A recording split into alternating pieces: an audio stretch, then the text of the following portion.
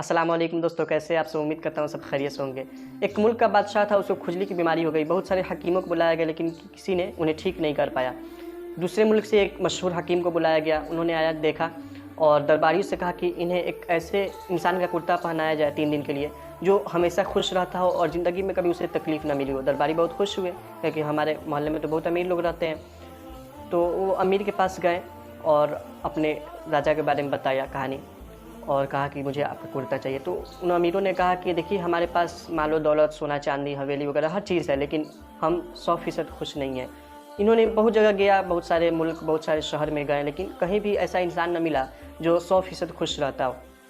आखिर में जब ये मायूस होकर लौट रहे थे तो एक नदी किनारे देखा एक इंसान है, लंगोट पहने हुए था, बहुत खुश था, नाच रहा था, गा रहा था।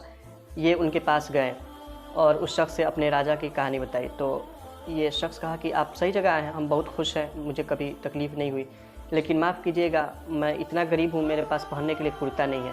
मेरे दोस्तों, भाइयों, ये जो खुशी है ना, धन दौलत से नहीं मिलती है, ये खुदा देता है, इसलिए खुदा से मांगिए। एक मरतबा का वाक़या, हज़रत उमर के दरबार में एक चोर को पेश किया गया जिसने चोरी की थी। आपने तहक़ीक़ की और फरमाया इसकी एक हाथ काट दिए जाए।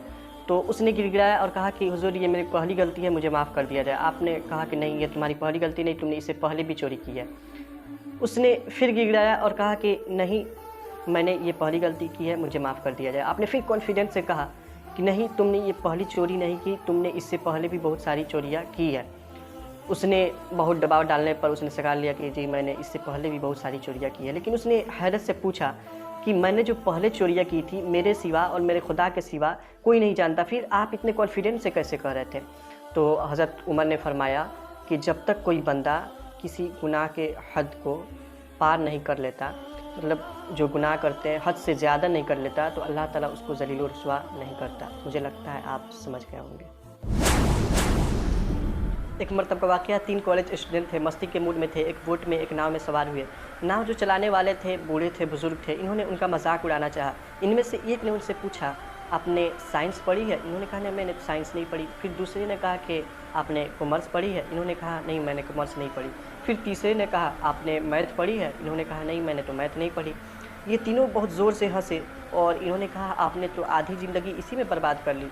तो ये सब आप सुनते रहे और नाव चलाते रहे। कुछ देर बाद अचानक समुद्र में लहर उठी और भौरें बनने लगी, गोया अब नाव डूबने वाला था। तो इन्होंने उनसे लड़कों से पूछा कि आपने तैरना सीखा है? इन्होंने घबराते हुए कहा नहीं, मैंने तैरना नहीं सीखा। तो ये बुज़ुर्ग बोले, मैंने तो अपनी आधी ज़िंदगी बर्बाद करी, तुमने तो पूरी ज़िंदगी बर्बाद कर ली। मेरे भाइयों, दोस्तों और बहनों, एक मलाह कभी वकील नहीं बन सकता, वकील कभी मलाह नहीं बन सकता। किसी का आप मजाक कभी न उड़ाएँ। मुझे उम्मीद है ये वीडियो आपको बहुत पसंद आई होगी। अपने दोस्तों के साथ भी शेयर करें। फिर मिलेंगे अगली वीडियो के साथ। खुदा हाफ़िज़।